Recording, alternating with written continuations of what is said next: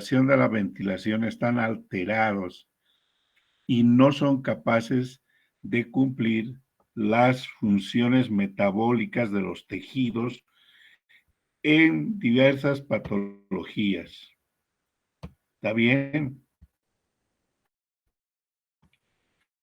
Ahora, ¿qué es ventilación? Es el intercambio de gases, es decir, es, es todos los mecanismos que uno utiliza para transportar del medio ambiente al pulmón el aire y que del pulmón salga. Perfusión es la cantidad de sangre mixta que está en contacto con los alveolos en las unidades respiratorias. Y el intercambio de gases se llama difusión y es la transferencia de oxígeno y de monóxido, de dióxido de carbono en la membrana alveolo-capilar, atravesando la membrana alveolo-capilar.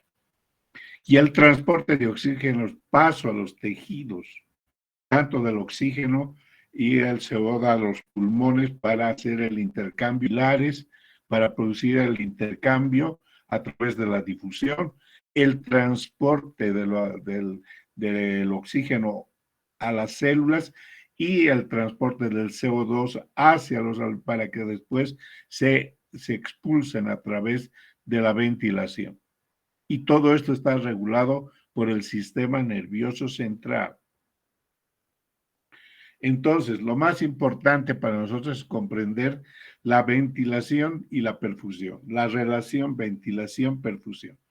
El desequilibrio de esta relación ventilación-perfusión causa más frecuente la hipoxemia, o sea, hay una alteración en el intercambio gaseoso con retención de dióxido de carbono. En el pulmón, las bases están más perfundidas por la gravedad y menos ventiladas. En cambio, los vértices están más ventilados y menos perfundidos. Entonces, la relación es 0.85, en las bases es 0.6 y en el vértice ese índice llega a 3. Determina el intercambio de gases en las diferentes regiones del pulmón. Entonces, la diferencia o gradiente alveolo arterial de oxígeno se hace en la unidad respiratoria.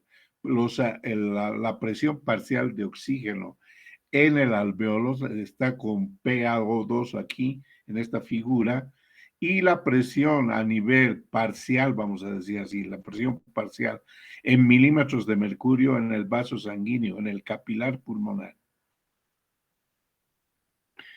En la altura hay diferencias del nivel del mar en cuanto a la presión parcial de oxígeno en las arterias y la presión Doctor, de disculpe, no CO2 se están también en las... moviendo sus diapos. Por si acaso, no sabemos si las está moviendo porque sigue la carátula. Disculpe que le interrumpa. ¿No pasa? ¿Sigue en la carátula? Sí, doctor. Ya. A ver, vamos a ver ahora. Ahí se ve. ¿Se ve? No, Doctor, doctor, no, todavía no se ve. Ya. Enseguida arreglo.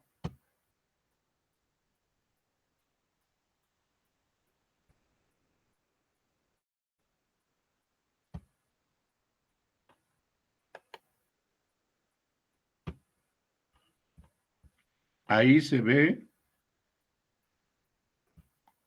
Todavía no sale que está compartiendo, doctor. Ya. Ahorita comparto.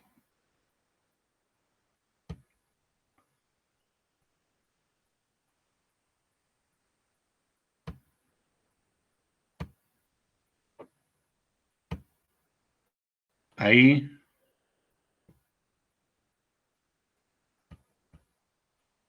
¿Se ve la primera diapositiva? Sí, doctor, de la parte de respiración. Ok. Entonces estamos aquí. Se ve el cuadro de la diferencia entre la presión parcial de oxígeno a nivel del mar y de la altura, ¿verdad? Sí, doctor. Ok. Entonces, este es un estudio que se ha hecho tanto en el IVA y el doctor Vera Carrasco lo hizo en La Paz, comparando los valores de presión parcial de oxígeno en la gasometría arterial en el nivel del mar y en la altura. Fíjense ustedes que la presión parcial de oxígeno en milímetros de mercurio en Bolivia, en la altura, es de 60 milímetros de mercurio. En cambio, en el nivel del mar es 90 milímetros de mercurio. La presión parcial de dióxido de carbono es 30 milímetros de mercurio en la altura y en el nivel del mar es 40 milímetros de mercurio. Y así también los valores de bicarbonato en la gasometría arterial, el déficit o exceso de bases, la saturación de oximoglobina, o sea, lo que medimos todos los días con el oxímetro de pulso, en la altura los valores van de 90 a 93%. En cambio, en el nivel del mar ya aumenta hasta 96%.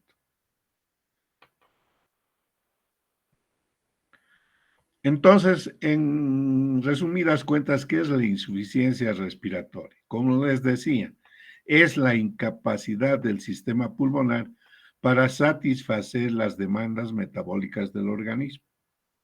Entonces, se diagnostica cuando no hay habilidad para ventilar adecuadamente o para ver suficiente oxígeno a la sangre y a los tejidos.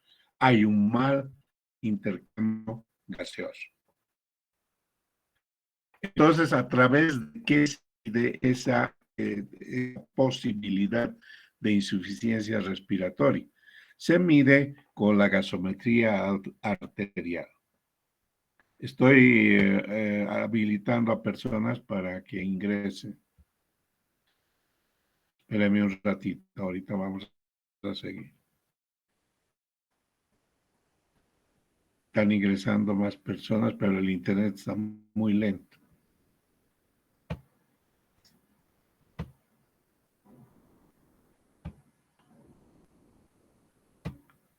A ver.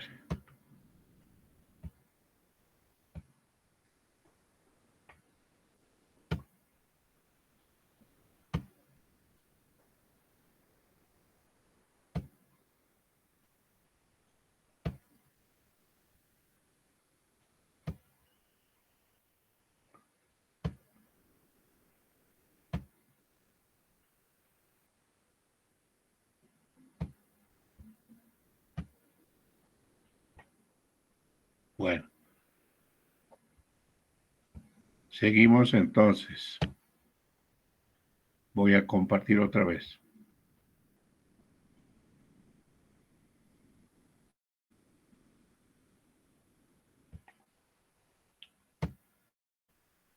Están ingresando los que están pidiendo, están ingresando, ¿sí?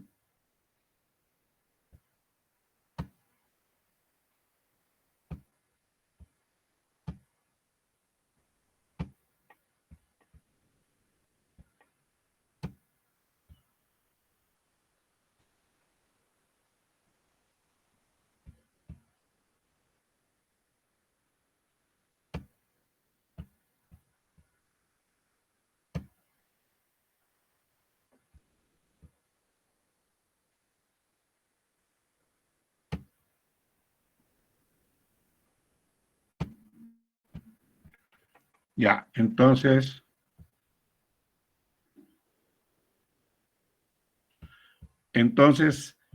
se realiza la gasometría arterial. Entonces, para determinar exactamente cuál es la presión parcial de oxígeno a nivel arterial y ver si el paciente tiene insuficiencia respiratoria o no, entonces se realiza la gasometría arterial.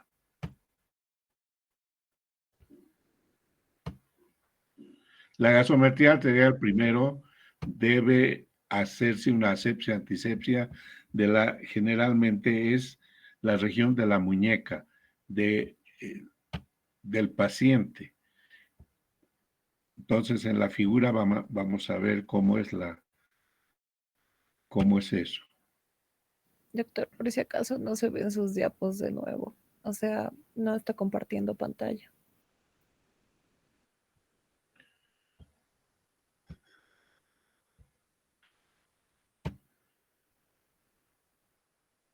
Ya están admitidos todos, ¿no?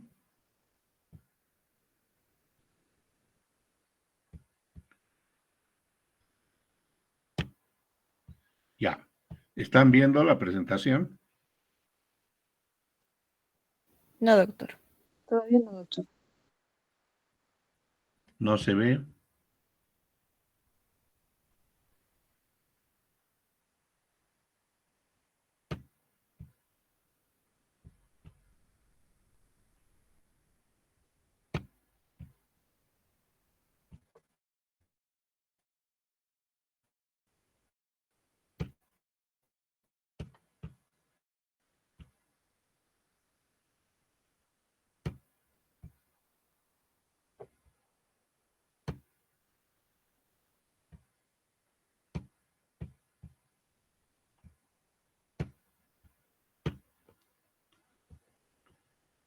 Ya, ahora sí.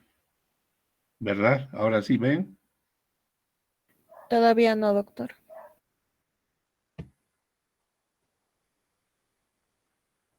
¿Por qué? Ahora sí, doctor. Ahora sí se ve. Está presentando. Ya. Bueno, entonces ahí está la gasometría arterial. La siguiente es lo que muestra las características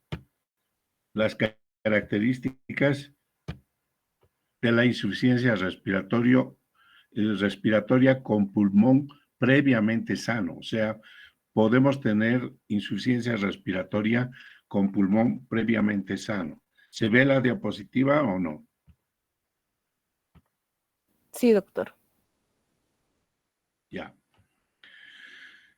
Entonces, ¿cuáles son las patologías que producen hipoxemia con pulmón previamente sano? Especialmente son las alteraciones a nivel del sistema nervioso central. Entonces podemos tener injurias a nivel pulmonar y a nivel del sistema nervioso central, agudos o crónicos. Por lo tanto, la primera forma de clasificar la insuficiencia respiratoria es en aguda o crónica. La aguda se produce en horas a días, de unos 3 o 4 días. El pH generalmente está siempre anormal y los mecanismos compensatorios no pueden ser tolerados por el paciente. En cambio, la crónica es una progresión de la enfermedad en semanas, meses, mucho tiempo. El pH es normal y la compensación crónica se produce por aumento de los glóbulos rojos, es decir, policitemia. Es mejor tolerada, lógicamente, por los enfermos por su progresión lenta. Toda la insuficiencia respiratoria aguda puede clasificarse en 4 tipos. La hipoxémica, con baja de la presión parcial de oxígeno a nivel arterial. La tipo 2, con hipercapnias, aumento, no solamente que hay una baja de la presión parcial de oxígeno a nivel arterial, sino hay un aumento de la PCO2, es decir, del dióxido de carbono. La 3 es perioperatoria, se llama por trastornos hidroelectrolíticos, la obesidad, etcétera, y que puede producir hipoxemia y también hipercapnia. Y el estado 4 se llama estado de shock, cuando existe problema unido a insuficiencia cardíaca, o sea, cardiopatías.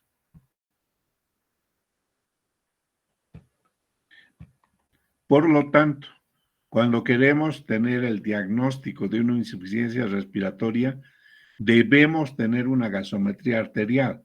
No es posible hacer el diagnóstico de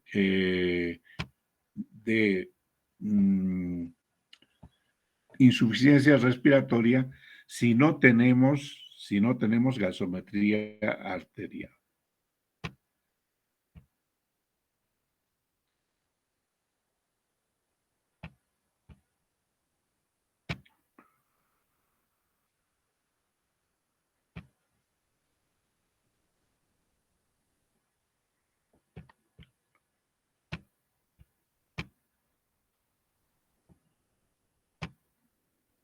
Bueno.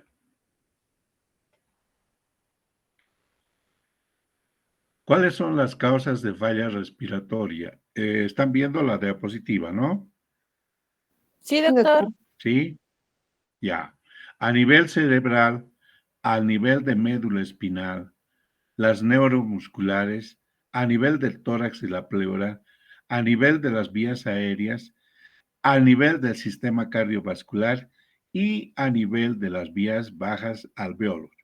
A nosotros lo que nos interesa son las enfermedades pulmonares, o sea, cuando hay alteración torácica o pleural, las vías aéreas altas y las vías aéreas bajas, o sea, los alveolos. Entonces, la ruptura de esta cadena que están viendo ustedes, en cualquier etapa de esta cadena, puede conducir a una insuficiencia respiratoria. Entonces, vamos a ir viendo, por ejemplo, cuando hay alteración del sistema neuromuscular, ¿en qué patología se puede producir insuficiencia respiratoria? Miastenia grave, tétanos, consumo de drogas, la producción de antibióticos que bloquean la unión neuromuscular, como los aminoglucósidos, por ejemplo, el botulismo, también hay intoxicaciones por órganos fosforados. Esta de intoxicación con órganos fosforados es muy frecuente en emergencias, especialmente en las emergencias del hospital de clínicas. Vienen personas que se quieren autoeliminar consumiendo estos órganos fosforados que son venenos para ratas. Y entonces consumen eso para autoeliminarse y provocan, lo primero que provoca, insuficiencia respiratoria. La esclerosis múltiple, la parálisis hipocalcemia. Entonces, toda esta lista de enfermedades están actuando sobre el sistema nervioso central y sobre el sistema neuromuscular. Sobre el tórax y la pleura, la distrofia muscular, la obesidad, la cifoescoliosis, el trauma, el tórax volante cuando hay accidentes de tránsito y el golpe es múltiple a nivel torácico, con múltiple fractura de la caja torácica, entonces se produce insuficiencia respiratoria. La espondilitis anquilosante, el neumotórax, el derrame pleural. Las vías aéreas altas, el síndrome de apnea del sueño, la parálisis de las cuerdas vocales, la obstrucción traqueal, la inflamación del epiglotis. El epiglotis puede edematizarse en ciertos procesos agudos, entonces tapar la vía aérea superior y producirse laringotraqueitis que produce insuficiencia respiratoria aguda. Edema laringio, postintubación, las adenoiditis, ¿no? La inflamación de las adenoides. Y en el sistema cardiovascular, como les he dicho, eso se lo van a ver en cardiología, nosotros no lo vamos a profundizar. Se ve en el edema pulmonar cardiogénico, en la embolia pulmonar, en el embolismo graso, en la uremia, en pacientes con insuficiencia renal aguda. Las vías aéreas bajas alveolares, esto sí nos compete. Aspiración, entonces broncoaspiración, sepsis, el asma, el EPOC, la fibrosis quística, el síndrome de distrés respiratorio del adulto, enfermedad pulmonar intersticial, neumonías, que pueden ser unilaterales o bilaterales, atelectasia, contusión pulmonar y radiación. El tratamiento con la radiación actualmente para cáncer puede producir insuficiencias respiratorias agudas. Mecanismo de producción, lo principal, la más importante, es pregunta de examen. ¿Cuál es el mecanismo fisiopatológico más frecuente que se altera en la insuficiencia respiratoria aguda? La alteración de la relación ventilación-perfusión. Entonces hay una hipoventilación alveolar, hay disminución de la fracción inspiratoria de oxígeno, hay una disminución de la difusión capilar.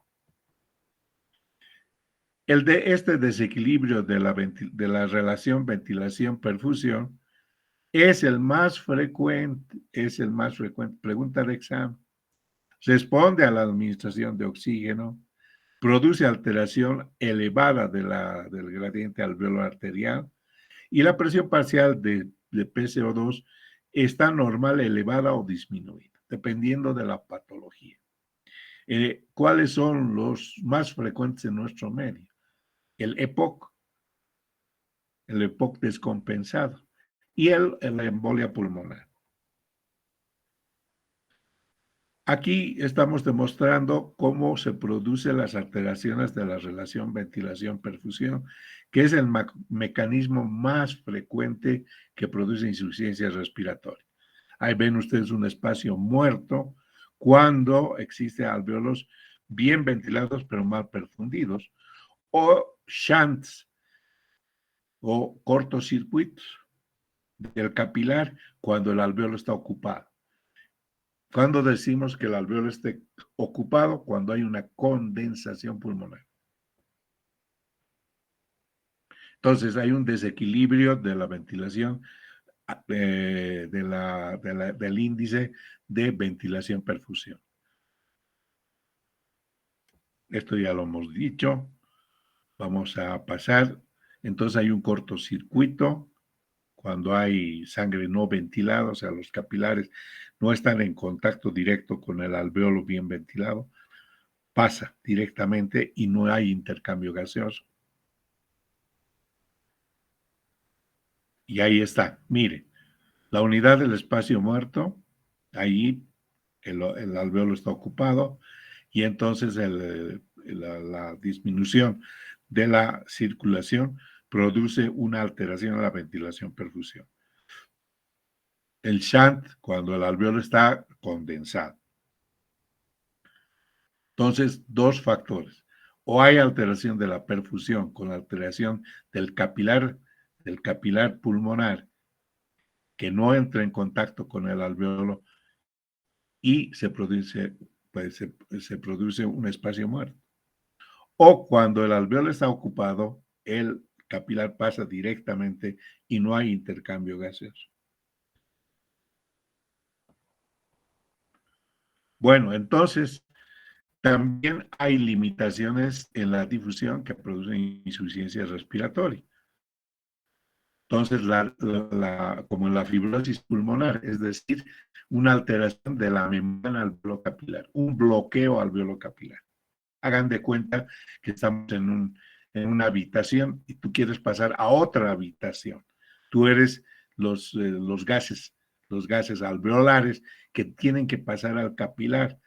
Pero si es una pared gruesa no la puedes hacer. Pero si la pared alveolar está normal, tiene grosor normal, atraviesan sin ninguna dificultad. Entonces se produce una difusión adecuada. Y eso está regido por la ley de Fick, ¿no? La ley de Fick que dice la presión en un lado de la membrana en comparación con la del otro lado de la membrana, o sea, la diferencia de presiones en uno y otro lado de la membrana, multiplicado por la superficie de la membrana, es inversamente proporcional al grosor de la membrana. Eso se llama difusión. Entonces, en los casos de fibrosis pulmonar está engrosada la membrana. Es un muro que se ve un bloqueo alveolo capilar. El grosor de la membrana, generalmente, o sea, normal, es media micra. Y la superficie de la membrana son 70 metros cuadrados, entre 70 y 80 metros cuadrados. Entonces, cuando la superficie está adecuada, hay buena difusión. Cuando la diferencia en uno y otro lado de la membrana es el adecuado, hay buena difusión. Y la membrana tiene un grosor de 0.5 micras, la difusión es correcta, normal. Pero ¿qué pasa en las fibrosis pulmonares?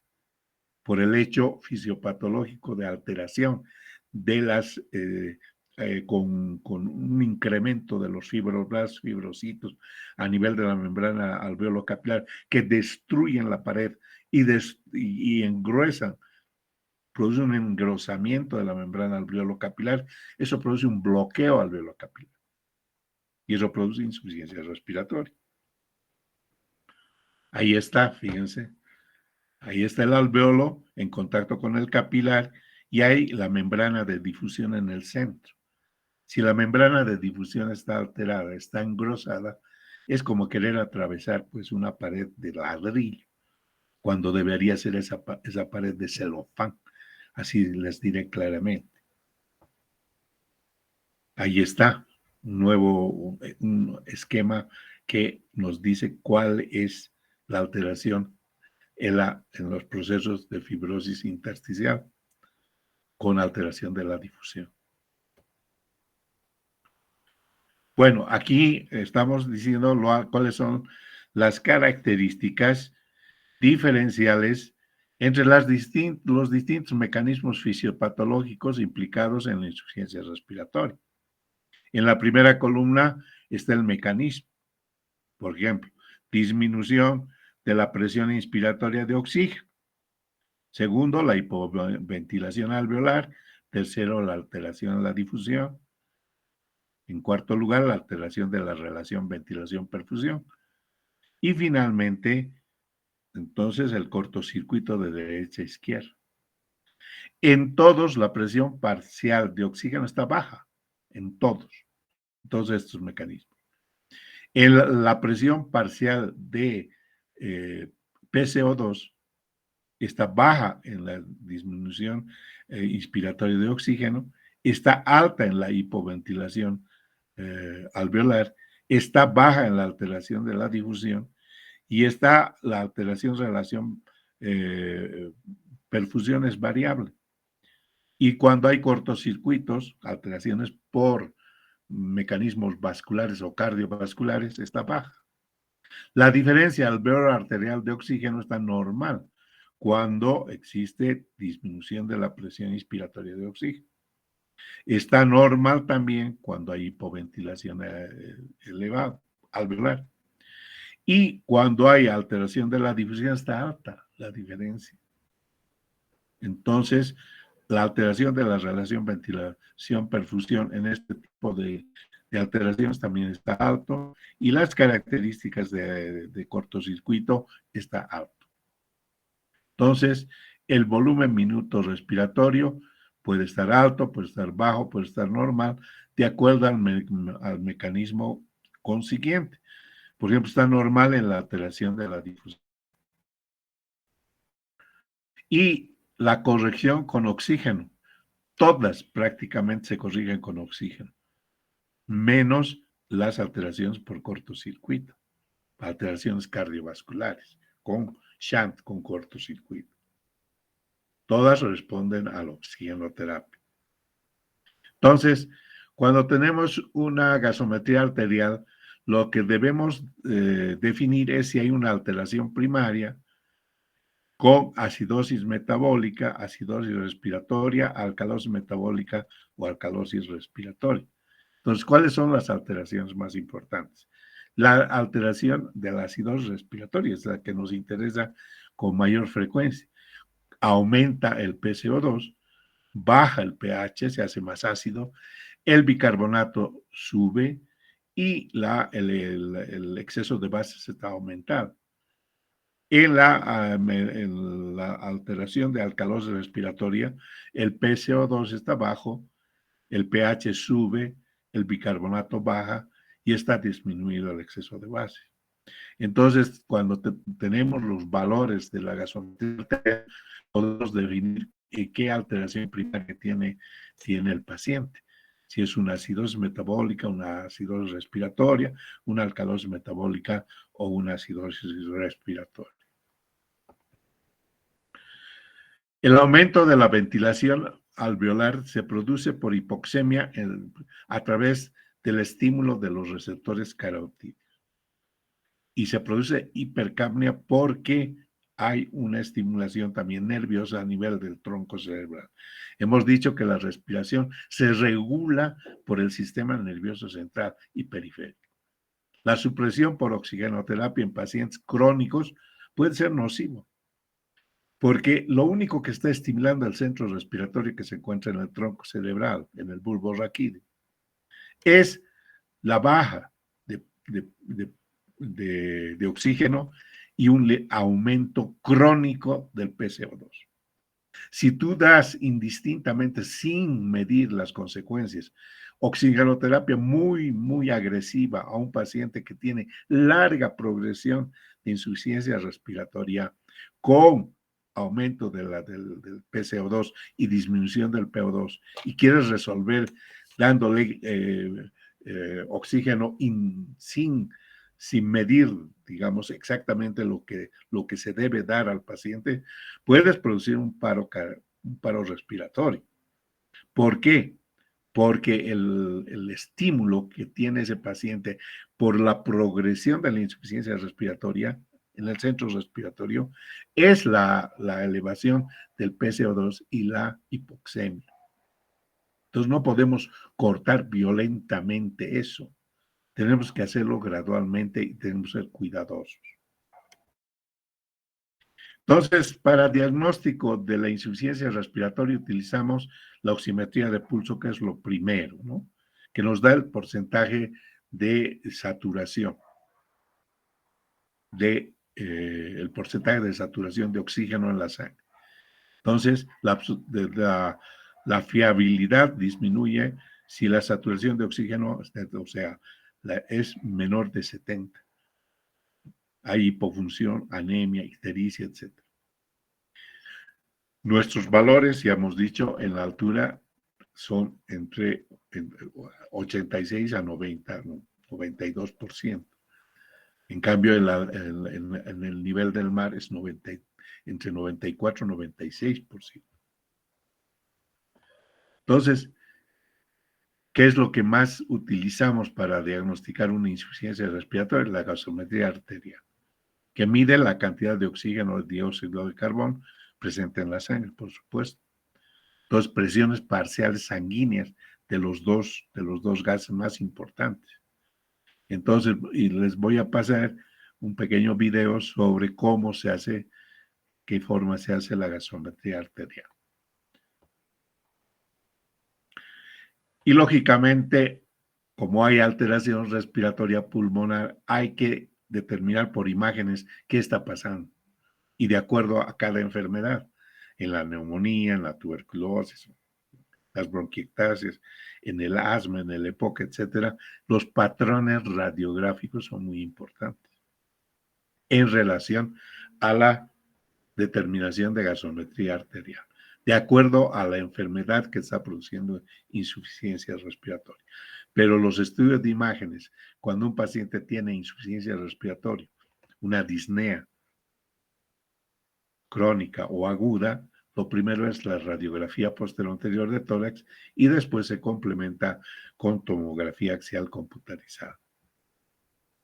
¿Cuál es la utilidad de la gasometría entonces?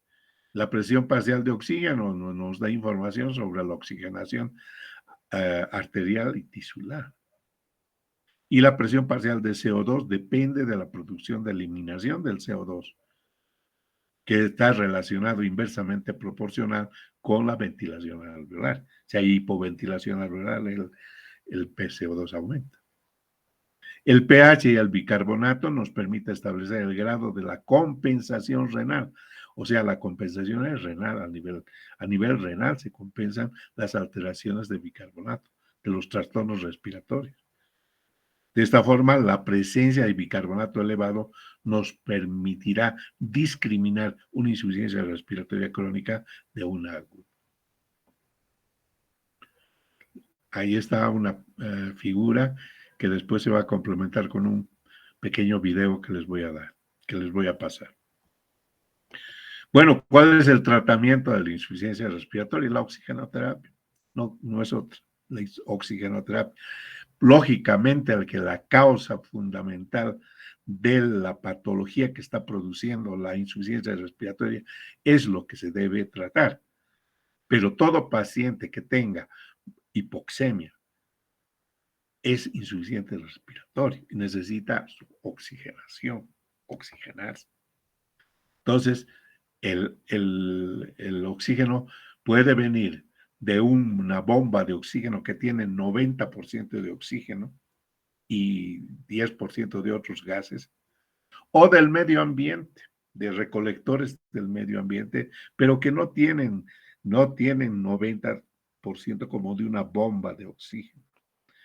El aire que respiramos solo tiene 70% de oxígeno. Por lo tanto, si un paciente se interna por una hipoxemia severa, es necesario conectarle oxígeno de un balón de oxígeno que tiene 90%, o del oxígeno central de la clínica o del hospital que tiene 90% de oxígeno para hacer el tratamiento. Bueno, ¿cuáles son los sistemas de flujo que vamos a utilizar para dar tratamiento? Se llaman sistemas de bajo flujo cuando tenemos puntas nasales, tenemos máscaras con recolector de autorrecolector de oxígeno y de anhídrido carbónico. Esas máscaras pues nos son mucho más importantes cuando el paciente tiene procesos agudos muy importantes de insuficiencia respiratoria, cuando la oximetría de pulso está demasiado baja. En cambio, las puntas nasales es cuando la evolución de la insuficiencia respiratoria es progresiva. Es progresiva. El flujo llega prácticamente hasta unos 6 litros por minuto en las puntas nasales. En cambio, las máscaras te dan un flujo mayor, flujo que puede llegar hasta 14 litros por minuto. Entonces, la diferencia está en que las máscaras son incómodas para los pacientes, no les permiten comer, no les permiten hablar, por lo tanto es muy dificultoso comunicarse con el paciente que tiene máscara, pero en algunos casos es indispensable utilizar la máscara. Bueno, ahí está, catéter nasal, máscara facial, máscara con reservorio y máscaras por traqueostomía. Esos son los mecanismos más importantes para dar oxigenoterapia a un paciente con insuficiencia respiratoria. Entonces, un manómetro, que generalmente esto es lo que más se utiliza en nuestros hospitales, aunque ya la mayoría de ellos tienen oxígeno central que viene prácticamente desde la pared de la unidad de internación del paciente, de su cama, está en la parte posterior, se conecta directamente al flujo, a la columna de flujo, y se mide el flujo en esta parte del, del, del administrador de oxígeno. Este reloj, este monitor, es para determinar si existe todavía en el balón oxígeno o no existe oxígeno. Cuando está en rojo quiere decir que está vacío. Cuando está en verde quiere decir que está normal, que está lleno. Entonces tenemos dos manómetros muy importantes. Este manómetro que mide la cantidad de oxígeno que está en el balón y esto el flujo. Este manómetro es el flujo. Entonces, generalmente los pacientes que tienen un EPOC progresivo no pueden pasar más de 4, a no ser que tengan una insuficiencia muy grave, muy severa, no pueden pasar de 4 litros por minuto. ¿Por qué? Porque les puedes eliminar el impulso del centro respiratorio, disminuyendo muy violentamente la hipoxia que tiene como estímulo para su respiración. En las UTIs se utilizan los respiradores artificiales. Los respiradores artificiales pueden ser de volumétricos o a presión. Generalmente se utilizan los volumétricos. O sea, se mide todos los volúmenes y se cataloga perfectamente toda la fracción inspirada de oxígeno, cuántos periodos de apnea le vas a poner a tu paciente, la frecuencia respiratoria, todo, absolutamente todo está programado en el respirador. Y ahora puedes conectar al respirador por medio de una traqueostomía o por medio de una intubación traqueal. Ahí están los balones de oxígeno, así están los pacientes con sus respiradores y su monitorización en la unidad de terapia intensiva. ¿Se fijan? Esta es una fotografía de nuestras unidades de unidades de terapia intensiva de nuestros hospitales. ¿Y qué tienen? Monitoreo, signos vitales, todas las curvas. Aquí está monitorizado la presión arterial, la temperatura, todo absolutamente en el monitor. Tiene bombas de infusión para pasarle los líquidos. Tiene accesos venosos. ¿Cuál? Subclavia. O sea, está canalizada la vena subclavia para que a través de esa vía se pueda dar todos los líquidos necesarios. Catéter arterial, es un catéter arterial para medir prácticamente cada hora la gasometría arterial. La cirugía. Pacientes quirúrgicos, entonces ahí tienen heridas, vendajes, drenajes, tubos, conexión de cánula vesical o cánula gastroesofágica también, dependiendo de la patología. Sondas vesicales, el electrocardiograma, catéter, compresión neumática. Entonces, todo eso está aquí en la terapia intensiva, unido siempre al ventilador mecánico por la modalidad que ya les he dicho, por traqueotomía o por intubación traqueal. Entonces, la vía aérea es artificial, tubo o traqueostomía. Y la cama es pues movible, ¿no es cierto? Es una cama que adopta mediante simplemente botones eléctricos la posición más adecuada y más cómoda para el paciente. Por lo tanto, el tratamiento específico es tratar la patología que produce insuficiencia respiratoria. Hay que desobstruir la vía aérea.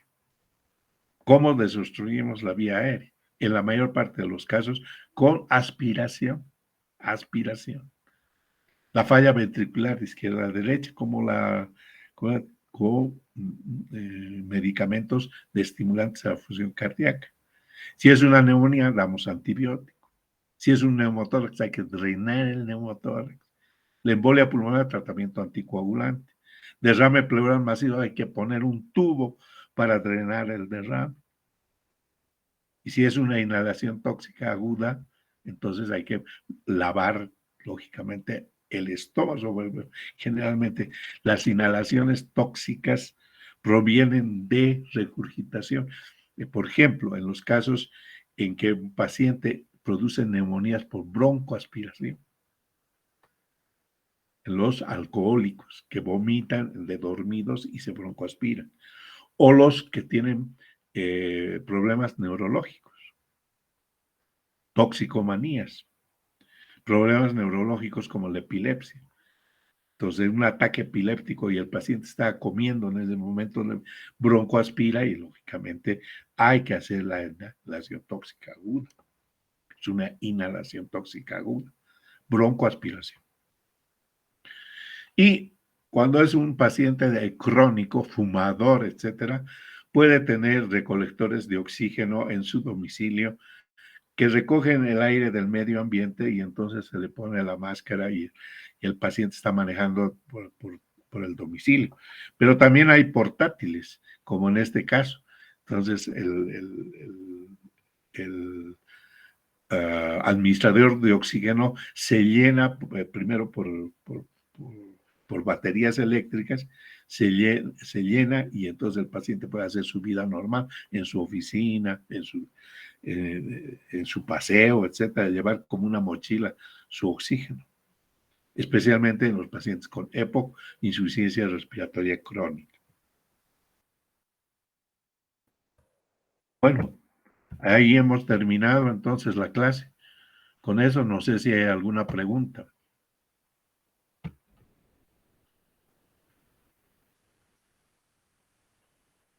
Está claro, doctor. Vas a elevar un poquito la voz porque el audio de mi laptop está un poquito bajo. Por favor, cuando hagan la pregunta, eleve mucho la voz, ¿ya? Está claro, doctor. Bueno, gracias. ¿Alguien quiere hacer alguna pregunta?